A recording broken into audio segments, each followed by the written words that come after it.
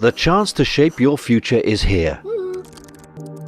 Learn and connect with exciting new opportunities.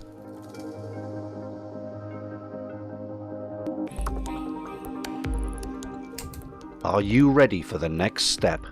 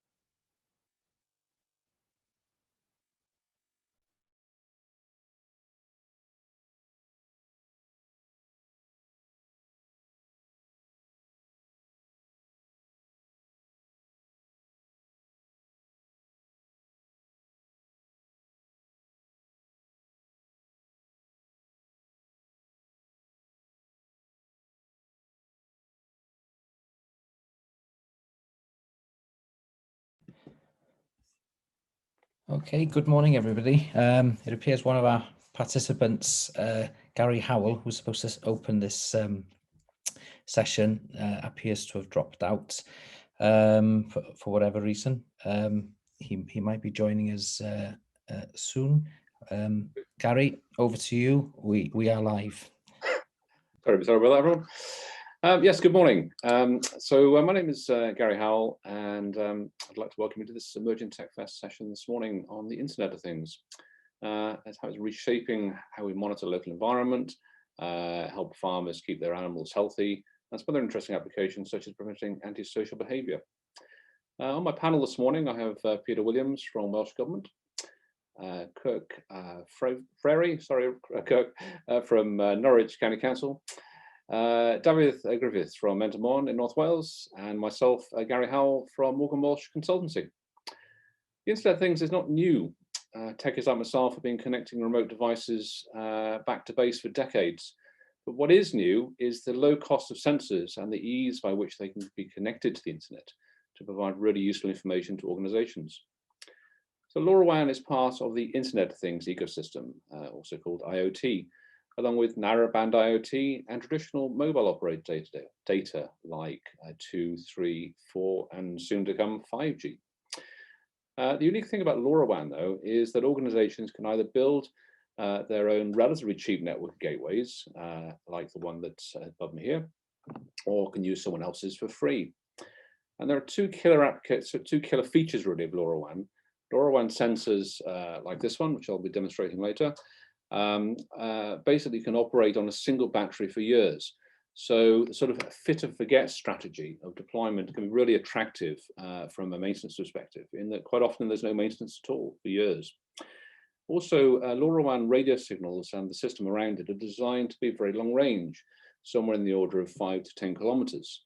So this means that a single gateway can receive data from hundreds of sensors, perhaps dotted around a farm or a group of elderly care homes or houses with elderly people in, so that the infrastructure doesn't become very expensive and it becomes very affordable to start monitoring really interesting things. So those who are not familiar with LoraWAN, basically it stands for long range WAN.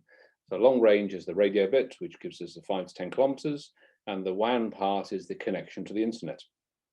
So sensors like these small little devices here, which are indoors, measures things like temperature and humidity, and send their data out, say, once an hour. And that data is then picked up by the gateway, like the one behind me, and is then transmitted to the internet, so that ultimately the data sent from here is received by the gateway, and then the gateway then sends the data to the internet, where it's processed and stored. And then applications on your phone can then be set up so that users receive alerts when something needs their attention. So for example, in the house scenario, the house temperature may have dropped down to a critically low level, which really means that the vulnerable person may need checking on. So perhaps they haven't turned the heating on, or the heating's failed, or maybe they've collapsed.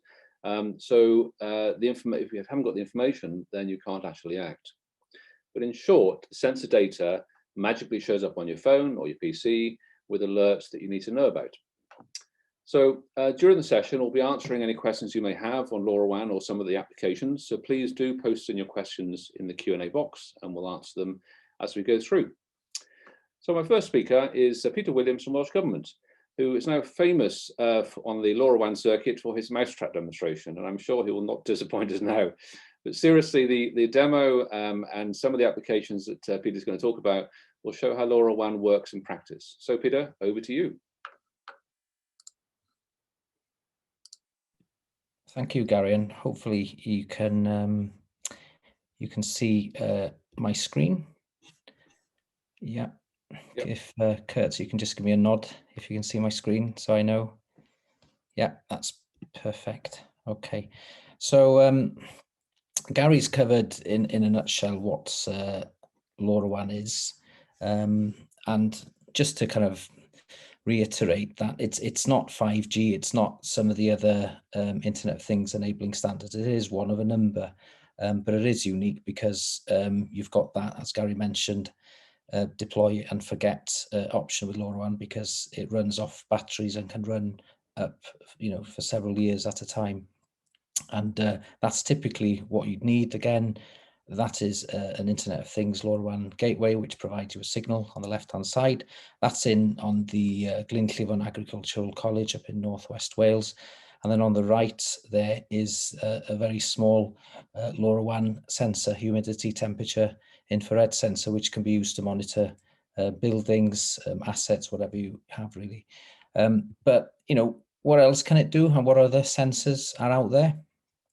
You have, for example, stationary vehicle sensors, which you can place in the ground, which have a long battery life, literally for years.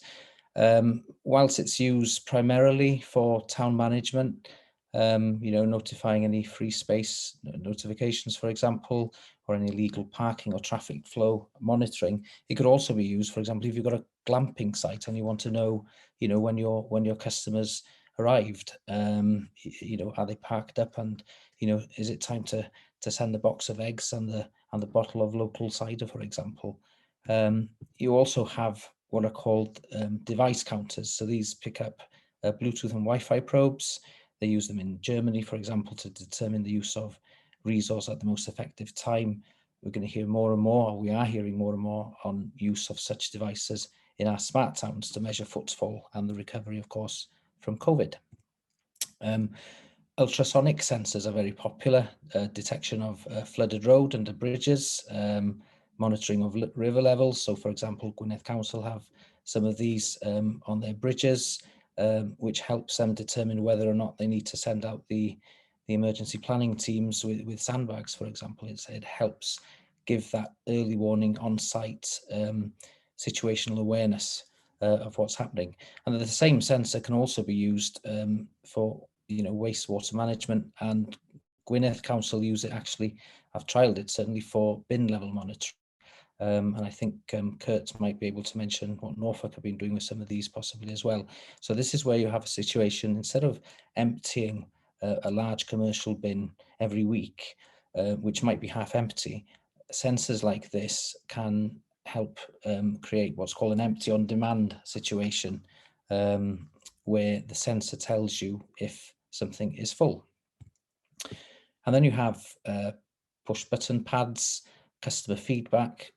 There's always going to be market research. This is a very different way of doing it. Quality control. It's a free and instant evidence base. And these sensors, this one, for example, I think is about €40, and you just stick it somewhere with possibly a sign behind it saying what each of the numbers mean. And there you go. And it would integrate obviously to a local LoraWAN network. And last but not least of my example sensors is the mouse and rat trap, which has, believe it or not, 3 modes: kill, near miss, and armed. So possible applications here is notification of infestations of rats or mice in sensitive areas, where there's electrics, where there's fiber optic cables. And there are actually now businesses that have been set up because of this type of device, because they no longer need to go and check if they've caught a mouse or a rat. The rat trap will tell them. So hopefully I will be able to demonstrate how this works in a short while. So you should see now a dashboard, and you should see also, and this is very risky, so if you're into health and safety, you should probably turn away now. So this is Laura, my daughter's little mouse. So I'm going to activate the LoraWAN rat trap, and then you'll see when I activate it, there's a little LED flashing there. So that just means that it's detected and that it's near a LoraWAN network. And then I'm going to carefully bring Laura the mouse. Now do notice on my dashboard, the status has gone from trapped to normal. It also gives me a temperature. That's not necessarily the temperature of the mouse, but the temperature of the device, and the battery voltage. So you also get to know if the battery is starting to run down. Now I have to say I've had this LoraWAN rat trap for almost a year, and I think I demonstrate it once a week, if not more, and the battery is working fine. So anyway, what happens? Mouse comes along, gets trapped, and hopefully it'll go from normal to trapped, like it has done so there. And that could be in a form of a text message. You could automate that to have a light go on, an alarm go on, whatever. That is the beauty of the Internet of Things. And believe it or not, that basic rat trap there has, it generates data. So there's a whole shed load of data behind just that little device there. And that is a whole nother story. Is there any value in that data? Can it be exploited? Are we seeing trends and patterns that previously somebody catching rats might not have had access to? So yeah, that's in a quick nutshell, some examples of sensors from me. Gary. Great, thank you very much, Peter. That's really interesting. I'm pleased the rat trap worked. I've only ever seen it fail once in the whole year, so that's brilliant. In Wales, well, in fact, across all areas really, people talk about smart cities, and there's lots of work going on around that, particularly around in the south of Wales, around Cardiff, automatic parking and direction to where there are spaces, that sort of thing. Do you feel that that communities and smaller towns need to start off sort of small, or do you think they should go for the whole smart city from straight off? Because there seems to be not so much adoption, certainly in Western and South and Southwest Wales. Is that a question for me, presumably, Gary? Yes, yeah.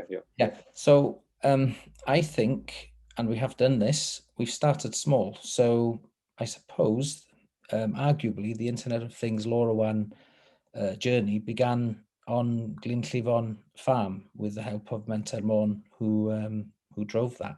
And I think there's been a lot of learning, there's been a lot of upskilling, a lot of understanding on what this can do. And I think people have to bear in mind as well, there's a lot of marketing and noise around 5G, but not necessarily behind LoraWAN. And I think the reason for that is LoraWAN, the frequency is free to use. So it's kind of open to everyone. When with 5G, you've got to pay for that license, an operator has to pay for that license, and obviously it's cost them a lot of money, and they want to make sure that they've got the uptake. So there's a lot more marketing behind 5G, but once you start looking at the detail, you find there is room for both technologies, and both technologies are quite different. But going back to your question, start small, learn, expand, and learn from others, particularly from Kurt in Norfolk and Suffolk. Yeah, indeed. We're coming on Kurt very shortly. I think your point about having new data available that wasn't previously there is also a very valid point. I mean, so for instance, if you're a rat catcher, you know, to be able to have in a dashboard or some report to say, you know, how many rats you caught for a particular place, or whether there's more rats in the summer than there is in the autumn, or whatever the data analysis is. And I think we can, a lot of this, there's also talk about AI, of course, and there is a place for that when we have large sets of data. But if you're talking about one company doing rat catching, for instance, then you don't necessarily need to pass that through AI, because it can be, the amount of data is so small, but it can actually give some really useful information in terms of how they manage that business. An example of that is some of the work that we do on farms. We monitor the milking process to ensure or try and improve the quality of milk that comes out of the tank. And what's surprising is, although we've got a whole bunch of sensors on the tank to know when they're washing and when there's milk coming and that sort of stuff, just the single temperature of the milk tank can tell us, looking at the graph, can tell us whether the milk's being looked after properly. So when it's being picked up, it's good quality milk based on the temperature only. And also monitoring the tank when it's being washed can determine whether it's being washed hot enough so that we know the tank is being cleaned properly. And what we see is that over, say, a few weeks, we might find perhaps the hot water is not as hot as it should be, or perhaps it's broken. And the farmer's washing the tank in cold water, being completely unaware that he is. And ultimately, in 2 or 3 months' time, we know that the tank will be extremely dirty, and they will start to have milk rejected with an associated cost. So again, it's this long-term looking at data over a long period of time, which can actually add a lot of benefit to businesses. Of course, as I mentioned earlier, the LoraWAN sensors on their own are very low power, and that's why they last such a long time. And they need to talk to a gateway, such as the one behind me, to get their data out to the internet. So the costs of the gateways are small enough, or certainly financially viable for small businesses, or say a farm, to install their own gateway. But it can also be more convenient to use someone else's gateway, as we do with our own mobile phones. Imagine having to set up our own local mobile phone cell in each of our villages so that you can use a phone. That's just not viable. So we obviously rely on Vodafone and EE and the other providers. Norwich County Council has been extremely innovative in this area by installing public access LoraWAN gateways across the county, and encouraging council departments and external organisations to use them for all sorts of data monitoring. So we're very grateful that Kurt is with us today to share the experience of one of the councils providing a LoraWAN gateway infrastructure as a service. So welcome, Kurt, and thank you. Over to you. Thank you, Gary. Can I make one small correction? We're Norfolk County Council. Just sorry. People will have a word with me otherwise if I don't just correct you on that. So I've got a number of slides.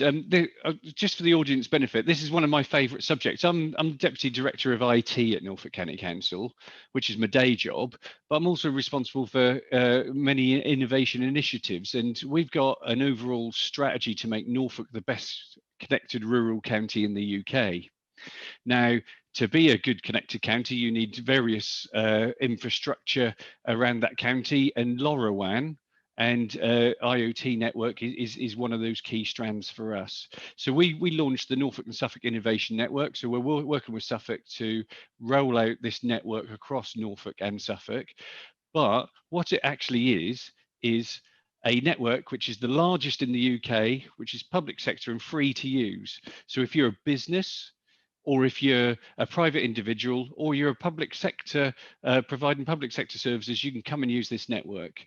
It's there for enable businesses and people to prototype and develop solutions to transform their services to do things differently, but also just to experiment with the technology, because we understand that the whole ecosystem could benefit from this, whether you're providing a service, whether we want to bring up the digital skills in the region, whether we want new businesses to start. So it's a free network. But just to recap some of the things that Gary and Peter have been saying, look, this is all about sensors and data. So you have a sensor, it collects some data, and it sends that to a gateway. And that gateway then forwards it onto the internet so you can make sense of it, so it can help inform some decisions. And I've got some real examples of what we're using it for. But we've taken the lead to roll it out across Norfolk and Suffolk to enable our communities to use this technology, because it could make a real difference. But I just reiterate, it uses unlicensed radio, so 868 megahertz for the techies amongst us, but it can only send small amounts of data. So you can't make a phone call over this technology. You can't browse the internet, but what you can do is count people or count animals or send temperature data and to the gateway and then to the dashboard. It uses LoraWAN, as we've already been told. But in Norfolk, what we've done, we've rolled out a number of gateways. And these gateways are live and you can come and use them. And what it does is get the data from the sensors and use our corporate network to send that data to the internet, so then businesses can use it. It's encrypted, it's safe, it's secure. So let me show you what that looks like. Well, this project in Norfolk and Suffolk has been funded by the Local Enterprise Partnership, the New Anglia LEP. We've got 220 gateways that we're rolling out, 110 in Norfolk, 110 in Suffolk. We've also got 50 internal gateways to give to businesses to put in their business parks. This will help kickstart it. But where is it? Well, here's a map of Norfolk. I thought that'd be good to show you. So Norfolk's quite a big county. I like the term smart county rather than smart city, Gary, because I think actually we should be thinking about this slightly differently. And these blue bobs and that purple blob are where we've already got gateways installed. So these are live. And if you come to Norfolk, we're a sensor, a sensor that can connect to the Things network, an IoT sensor. You can use our network and it's free. You don't have to pay for mobile connectivity, because this network will pick up your data. Now, we may have all these gateways, but what does the coverage look like? There you go. So in this, on the left-hand side, we've got Norfolk again, where the green blobs and the clouds are where the gateways are. But what we've done is we used a thing called ttmmapper.org. So anybody in the audience, if you go there today, www.ttmmapper.org, you'll be able to see the coverage in Norfolk, Suffolk, and all of the UK if they're using the Things network to connect that data up. Now, if I'll give you an example, on the big diagram there's a 4 in a green bubble at Great Yarmouth. And where sensors are connected is a purple line. As you can see, it's complete purple coverage there, because we've got sensors in Yarmouth talking to the 3, which is in Norwich, which is 25 miles away. So that's where we started with this network when we were trialing technology. We put some sensors in Great Yarmouth and the data was been sent 25 miles.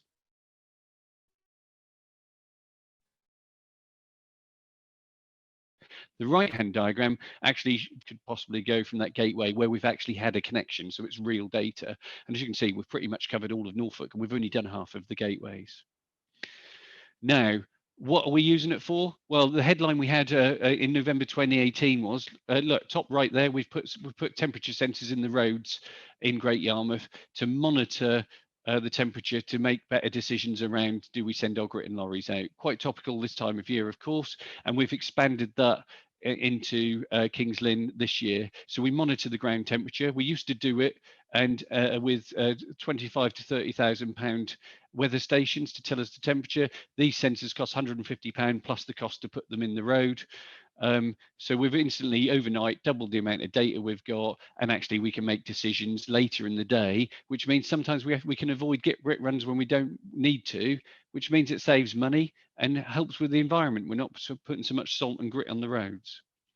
Here's an example. So I'll whiz through these just to give you a flavour, but on the map there's the 5 places we put the sensors in Great Yarmouth for the grit and lorries, and here's some of the data we were getting back from those sensors. As you can see, times and temperatures, and we had an inbox temperature and we had a ground temperature just as a validation for that data. But moving on, well, the actual network's there for other people to use. So if you look at the second diagram on the right, which looks like a USB phone charger, that actually is. See, people can prototype this technology and experiment with it. So that USB charger is charging what they call as an Arduino. So it's a piece of equipment you can buy for about £40. It's like Lego, but it's electronics. And there's a air quality sensor there, £4 from China, that I've plugged into it. And then down below it says air quality dashboard. It's not scientific, but it's good enough to tell you if you've got good or bad air quality. That took probably about 2 hours to put together and get it live data on the dashboard. So that proves you can prototype really quickly. And that's one thing we've learned, and I think Peter was alluding to that, that actually you can try this technology out low cost very quickly. And then if it then works, then you can build a business case of things you want to do with it. One other thing I mentioned on this slide is to the right of there's those three boxes with aerials. That's something we commissioned a local company, a local business in Norfolk to create called Juniotech. That's a GPS tracker. So if you think of Google cars, they went round to take photos of the roads. Well, this is our equivalent of that. We put them on council vehicles to find out where the signal is for our LoraWAN network to make sure we can get connection. Now, what that has then morphed into, well, it could be a security device, so we can put it on vehicles and track them. So the map below there with the dots on was on my motorcycle riding to County Hall to work, and so I could track it. So one use case is automatically developed into another use case. So what else are we doing? Well, on the left-hand side are all our deployed sensors. So we've got road gritting, as we say, GPS tracking, counting people on walking trails, desk occupancy, and I'll show you a picture of that in a moment, bridge clearance levels, those type of things, and crop monitoring. In the middle, we've got things in feasibility, the things we're working on right now, which will then move to deployed stage, but some of them are deployed in test. So adult social care, we've got a load of staff with sensors in their homes. So we're testing it before we engage with our service users of care to then put them in their homes.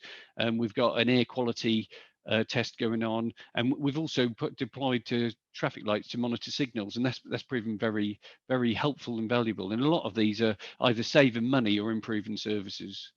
And the list on the right are things, because we've got even a longer list, but they're the things that to be explored next. So that's our pipeline of innovation that we're looking at. But as you can see, we can engage with local businesses on this, so that helps the economy. And we've had one business start up solely on the back of this network. We can help people learn digital skills, but we can also transform services. So I've got a couple of other slides just to show you.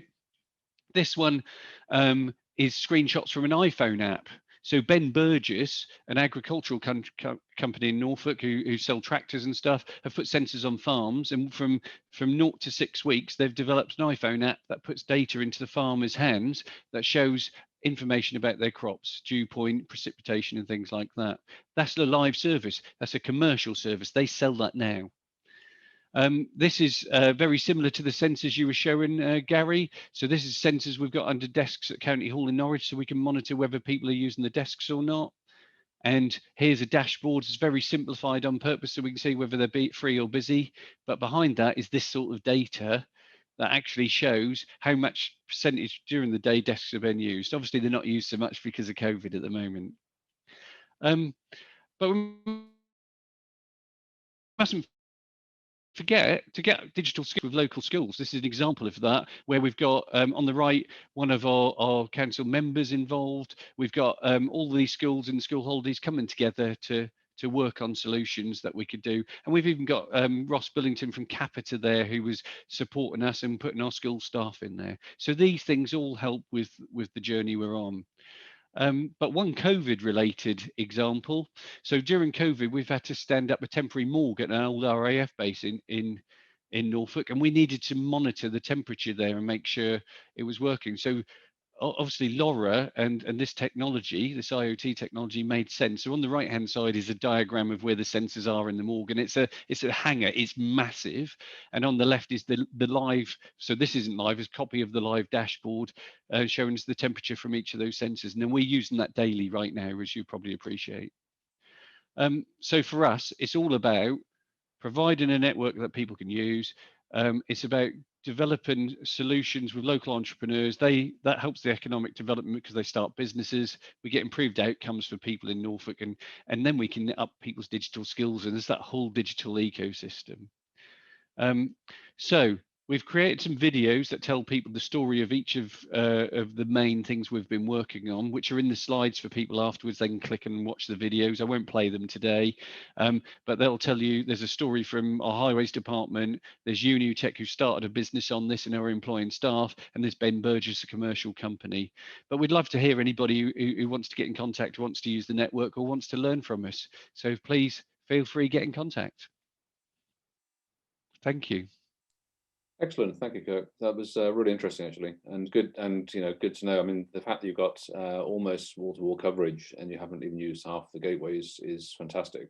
But of course, one of the things which a lot of people forget is that one does need redundancy. So, as more people have more sensors installed using your network, then having the extra gateways will provide some redundancy so that it actually works 99% of the time, as opposed to half the time. So it's good to know that you're essentially over-engineering it, because that'll future-proof the system, I hope. Yeah, I think that's a very good point, actually, Gary, because the question of resilience comes up quite a lot, and actually the reality is all the signals overlap, so it just works.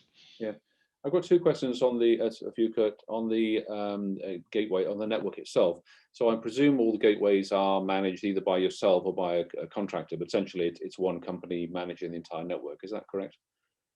Oh, well, it's not strictly true, to be fair. So basically, my network team have rolled out all of the gateways so far, and they connected to our corporate network. So it's segregated off, so it can't touch the corporate data. So it's a private network effectively. But we have got some gateways because the technology allows you just to plug into your home broadband. So if you were a home user and you wanted to try it, you could buy a gateway and plug it into your home broadband and it'll work. So actually, the ones we're deploying, obviously, we're looking after, but there are some business parks where we're helping them by giving them a gateway and they connect it to their own infrastructure. Sure. One of the concerns that I've had sent to me on when councils have been looking at this afresh and they don't really know much about LoraWAN. One of the concerns is that IT departments say, "Oh, we don't want to do that because it may well open up our own council network to risks from the outside." Has that been an issue within your council, and if so, how did you address it? Yeah, so that's a fair question to ask in these situations. So the gateways on our network post the data across, it goes across our network, but what we've done is created what they call a virtual LAN. So it's a segregated piece of a network where it can only get to the internet, it can't go anywhere else. And we had to work with our supplier, who's Capita at the moment, and they did that bit for free for us. It was a small change, and the data coming from all of these thousands of sensors is so tiny, it's had no negative impact on us. The data is encrypted end to end as well, from the device itself, the IoT sensor, to the dashboard at the other end. Yeah, well, that's good to know. Yeah, I think it's something that IT managers need to know in other councils, because there is this perception that there is a risk here. Mm-hmm. I'm going to move on with the next presentation, but there's a couple of questions in the chat, Kirk, so if you'd be so kind to, regarding your talk, so perhaps you could pick away at those. Yeah, I'd love to. Thank you. So moving on now to the community aspect of LoraWAN, I'm going to give a short presentation on our teenage detector work. So let me just share my screen here.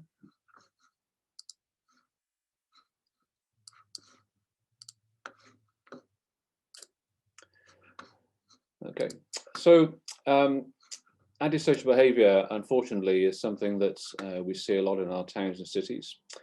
Cardigan's a small town in West Wales, and we're suffering from a problem with youths meeting in the skate park at night, causing noise disturbance for neighbours, and also leaving broken beer bottles and other such items around, which unfortunately then cause an injury risk for the younger people who wanted to use the park during the day and were prevented from doing so. The problem was that the skate park was located on the top of one of the hills in Cardigan, which is not part of the regular police patrol routes.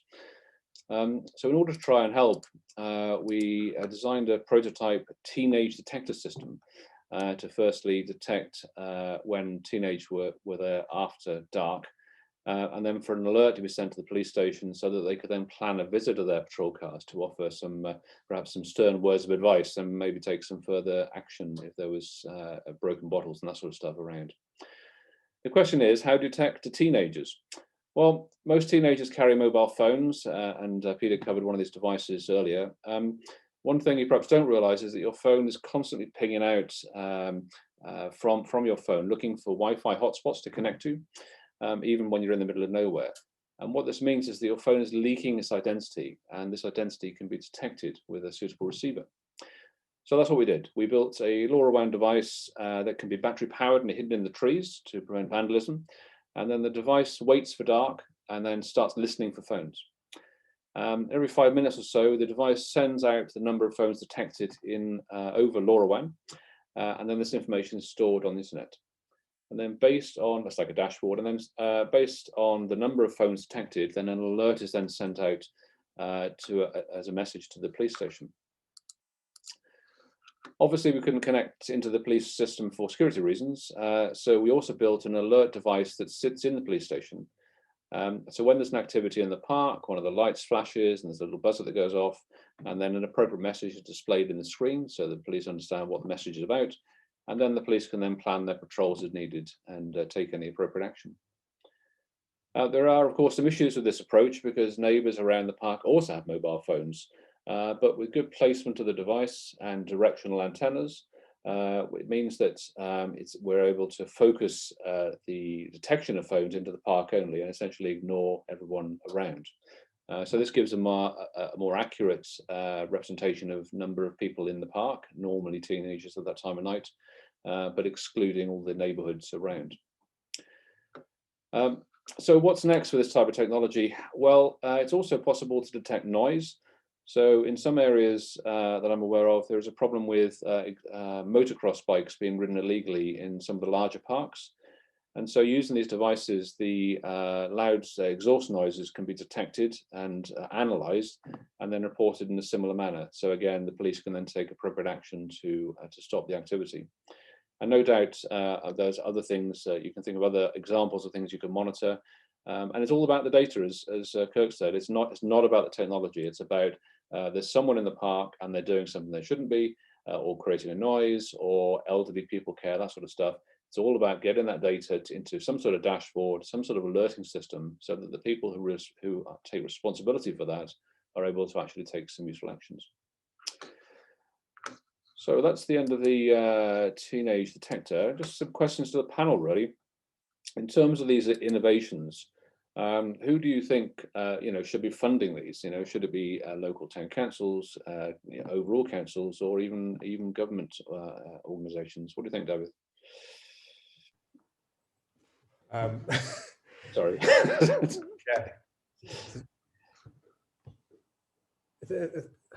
It seems to me that a lot of these solutions aren't really expensive. So in terms of, I think government has a responsibility potentially to provide infrastructure, so the gateways.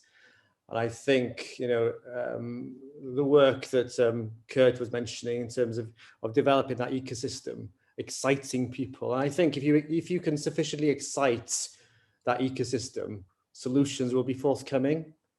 So I don't think it's one answer, but I think there's that infrastructure that has to be in place, and then the rest should follow if you can actually raise people's awareness of the potential of the technology. Yeah, no, I think you're right. And Kirk mentioned the use of indoor gateways. I've got one here just so people can see the size of it. So these gateways plug into your main sockets and connect then to the either office or home Wi-Fi. And these devices can have a range of potentially a couple of miles depending on where they're situated. So it does mean that organisations are able to trial this stuff out really easily and cheaply to actually prove the concept. And then if they find the data useful, then they can then actually make it more robust in terms of commercially in terms of commercial products. Kirk, I'd like to ask, in terms of the applications you have, obviously if you have sensors in the road, they can't be vandalized really, apart from the box on the side of the wall, side of the road. Is vandalism of these devices an issue in reality from your experience? I'm glad you asked that question. We're right at the beginning of the project when we first put the sensors in the roads and connecting up to a lamp column. We did have someone come along and cut the cables. So for that particular prototype and solution, we've changed our tactic a bit. We haven't been putting the sensors in the ground; they've been on the lamp columns higher up. But generally, we haven't had a problem. That was just that one first incident we've had, and since then we've deployed loads of sensors. So I would say no. I think what's interesting, sometimes these things are not able to hide, but going stealth can be interesting. One example I heard from Clive, I think, is also on the call. They had a camera which was activated by movement, and the purpose of the camera was to determine before the phone counter came in whether there were people in the skate park at night. But what they did is they actually made it actually visible and put a sign up to say this is a project for younger people monitoring nature, and we're trying to capture pictures of hedgehogs and stuff. But just because of that, it was just left alone because it just looked like a sort of science project rather than something to detect their activities. So one can be a little bit creative with this stuff, I think. So our last speaker today is David from Endermon. Endermon have been involved in a number of projects around Wales, and David's going to provide some insight into how simple sensors, or at least data from a sensor, can be applied across different use cases. So thank you, David. Over to you. Thanks, Gary. I'm going to share my screen. So yeah, so I'll just slideshow stats. Yeah, so just background, Endermon, we're a social enterprise. We've been running for 25 years, and we're involved in a range of activities. Just switch off my heater. And these range from renewable energy to vertical farming to conservation to business support. And over the last 3 or 4 years, it became obvious that IoT was relevant to so many of the sectors we were involved in. So the more we talked about IoT in Northwest Wales, we started speaking to other organisations across the area, and we were speaking to the councils. Welsh Water got involved, universities, NRW, the police, local colleges, and it became fairly obvious fairly soon that we were sharing very similar problems. Okay, they were involved in different sectors, but they were essentially dealing with the same issues. So we looked at what's happening in Norfolk and Suffolk, and we decided there was some mileage to set up a smart rural Wales network. And really the point of that was to share experience and to collaborate on solutions in rural Wales. And Kurt made the point it was a smart county, but this is smart rural. So we've heard a lot about smart cities, but we're very keen to develop solutions for that suit a rural area. And also an area doesn't become consumers of technology, that we work with partners and develop solutions so the economic benefit is retained in the area, so we don't just consume technology developed by other areas. So the smart network, we meet on a regular basis virtually at the moment, and you'll see on that the slide in the middle there that we have a number of gateways available to us in Northwest Wales, and that has increased dramatically over the last 2 years.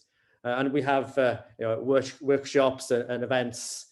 So there's some momentum behind IoT and digital technology in Northwest Wales. A lot of it evolves around MSPAC, a building on Anglesey. So that was our last meeting, physical meeting. That was over a year ago now. We do have more women involved, but unfortunately we only have one in this picture. But definitely we're quite keen to get more females involved in the network.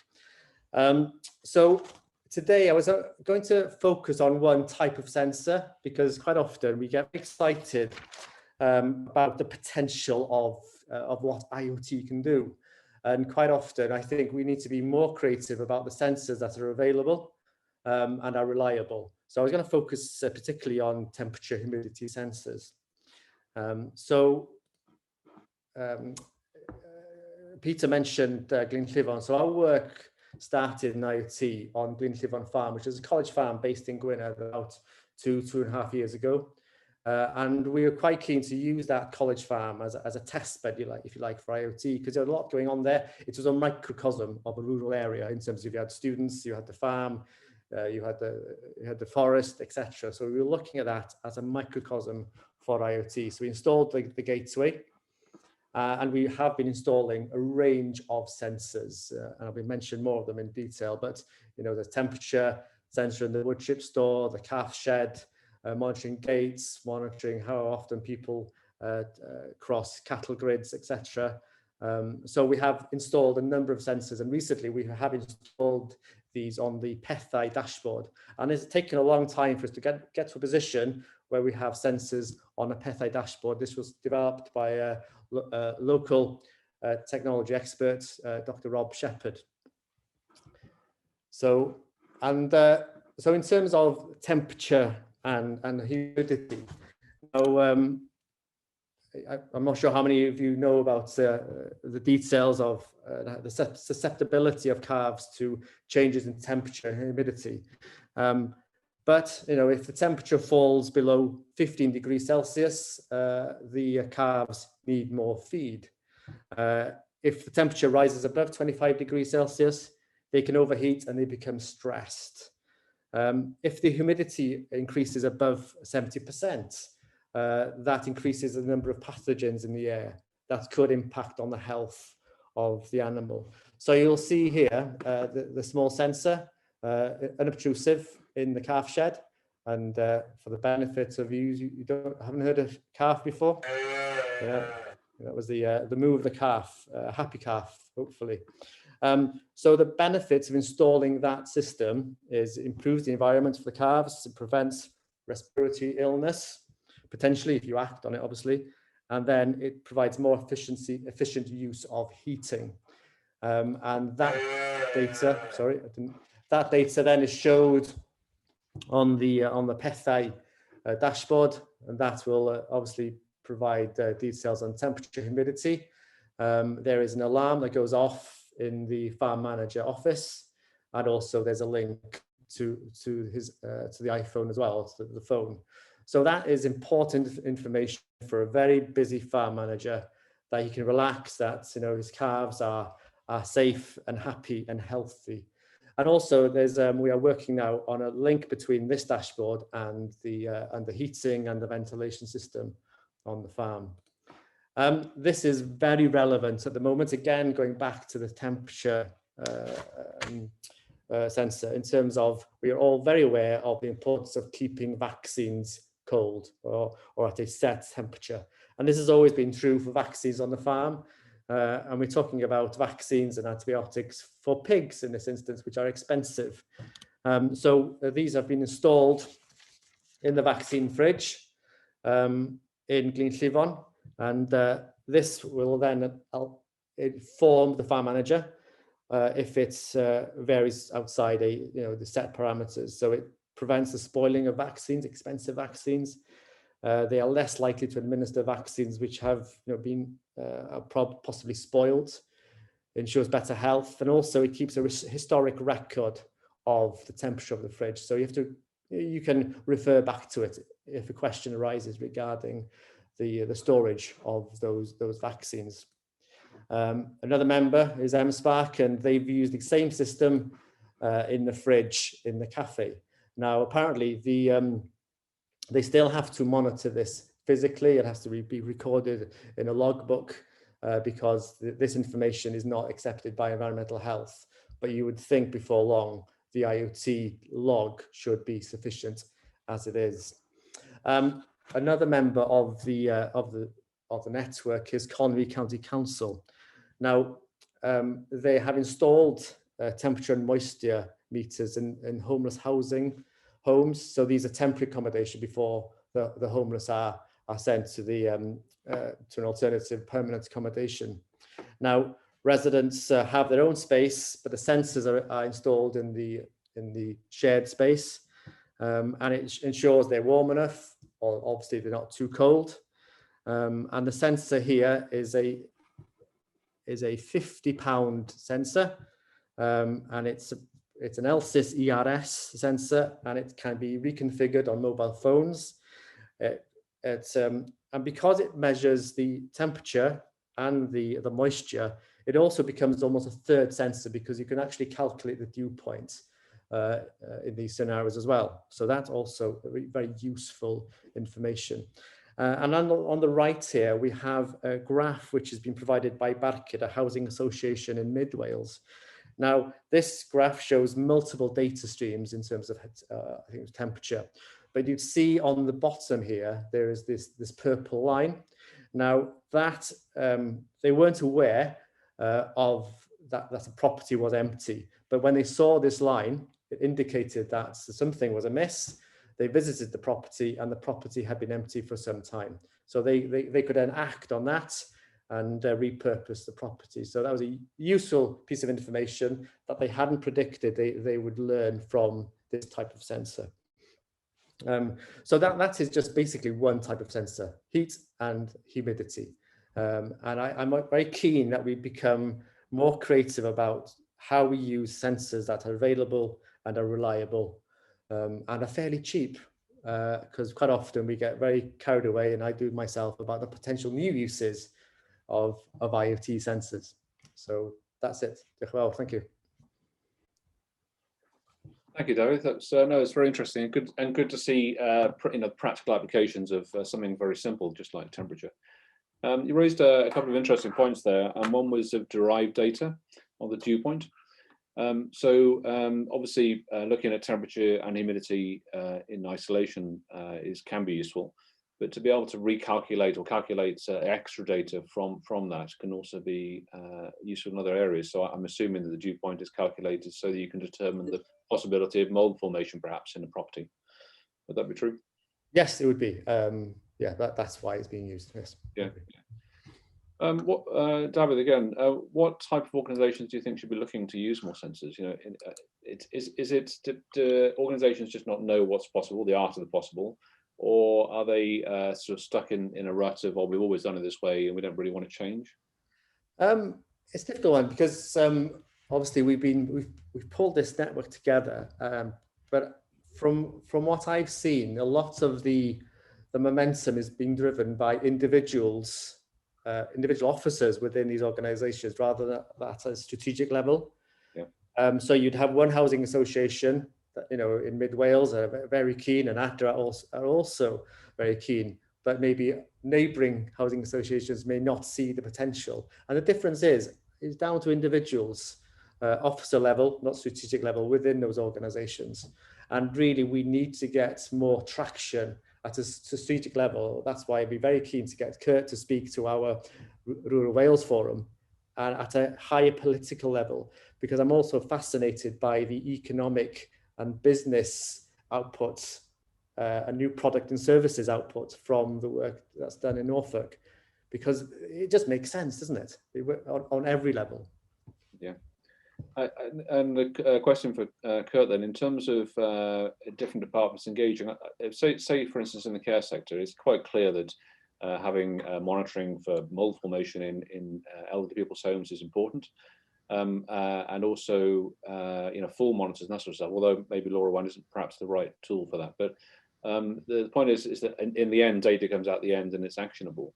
One of the arguments that I've heard of not adopting technology is because the care service say, well, that's an IT problem, so it's nothing to do with us. And they don't, but what they should be seeing is that, well, actually, we need this data.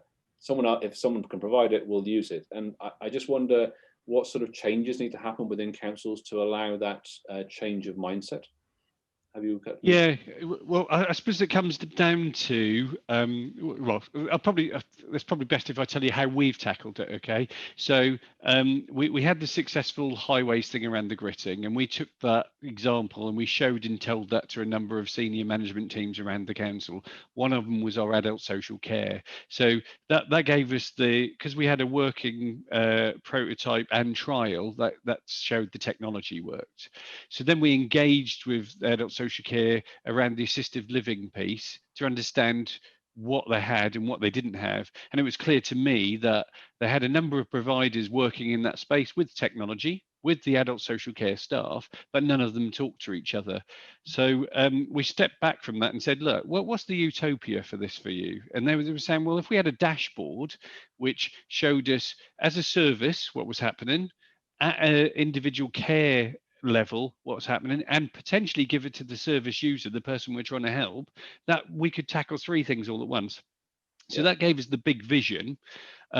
And then what we said is we would engage as a team, an innovation team, with the subject matter experts and just take it one step at a time. I think Pete was saying, actually, we don't necessarily, you don't want to do the big thing. What you do is do a few prototypes and build on it. And once we'd demonstrated one thing, we found that actually then the next thing came. So at this point in time, as I said, we've got sensors in staff homes so we can trial it and check the data. We're working with Microsoft around where do we put the data ultimately, because this can be quite sensitive as well. But we're working through it, and I've got no doubt within a few months we'll have those in live service users' homes, and they'll be making a real difference. Yeah, that's good. That's good.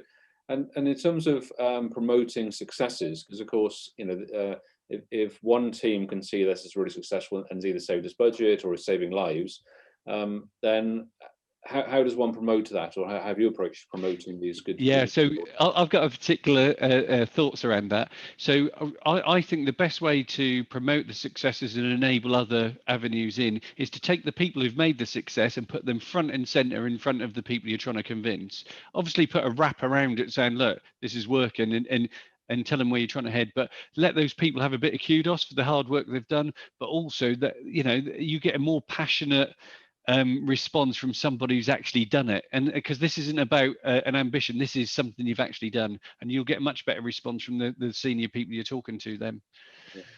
I think Peter had a good example of that. You were telling me in Ceredigion that someone had installed a sensor in an old people's home and elderly person's home, and the temperature had come down unexpectedly. Is that? Do you want to recall that, Peter?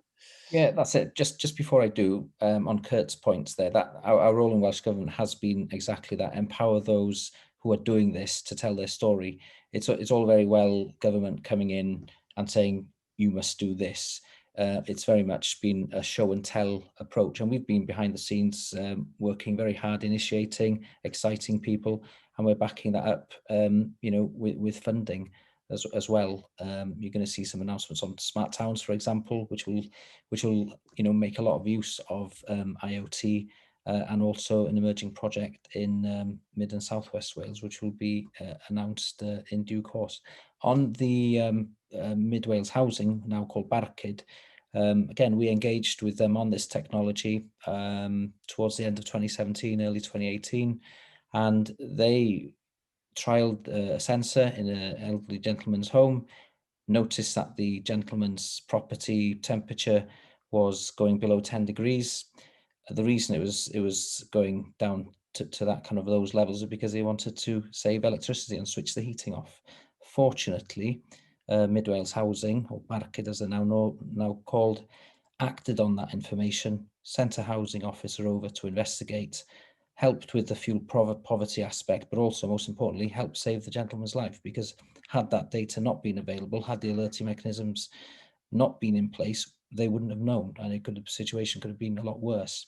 In addition, what Barcid are doing, they've deployed the world's first testing LoraWAN tester on emergency lighting, so they don't necessarily have to go out and check is the bulb working on the emergency lighting systems that they have in their social properties. They can do that remotely, and that has huge cost and environmental savings. So we're all learning on this, and I think lots of heads of divisions, heads of IT in public and private sector are actually waking up to the potential of what LoraWAN can do, and the fact that you can just go out, buy a gateway, license free, and start sensing stuff.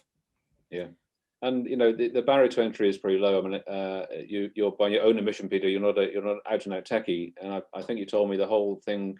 You've got some sensors in your office there, and you've got them onto a dashboard within a couple of hours, something like that. It's that easy. That's right. I've used an off-the-shelf system and an off-the-shelf dashboard system. This one's actually free to use. but it's controlling my 30-year-old oil-filled heater in the room here. The sensor's at the furthest part of the room. It's a man cave, as I call it, and it just maintains a nice 19 degrees Celsius for me. So it's new tech governing old devices in this case. Yeah, that's brilliant. Any final thoughts as we bring the session to a close? David? You're on mute. Okay. Yeah, I'm just really enthused by what Kurt has been saying. There's so much potential there, and I'm really keen to bring Kurt virtually to Wales and get him to spread the gospel regarding the potential of IoT in this area. Thank you. Peter, any final thoughts? More show and tell, and there's funding from all kinds of streams available for this. I think David or someone mentioned this stuff is relatively cheap to buy, so it's like if you've got an idea and a project, just go with it. But in Welsh Government there are innovation programs to help with kind of larger projects. But if I'm honest, just get yourself empowered and join David's digital group, where there are like-minded individuals. We all meet up, and you learn a lot from that, and that you can't put a value on knowledge from others, to be honest, and obviously learning from the Norfolk and Suffolk Council project from Kurt, which has been valuable for us. Yeah, thank you, Peter. And Kurt? I would just say, look, this technology is cheap. It's in some places it's free to use. You just have to spend a couple of quid on to trial stuff. Look, get involved with your community, get involved with your businesses, and get involved with your public services, because actually little things like this can give us real data that can help transform our environment and change the future for all of us. So get involved. It's easy. Yeah, no, that's really good. Excellent. Some great bits of closing advice there. This is the end of our session. I hope you found this session on LoraWAN very useful. I'd just like to thank our panel, Peter, Kirk and David, for your time today. And for the rest, everyone else, please enjoy the rest of TechFest. Thank you very much for attending. Goodbye for now.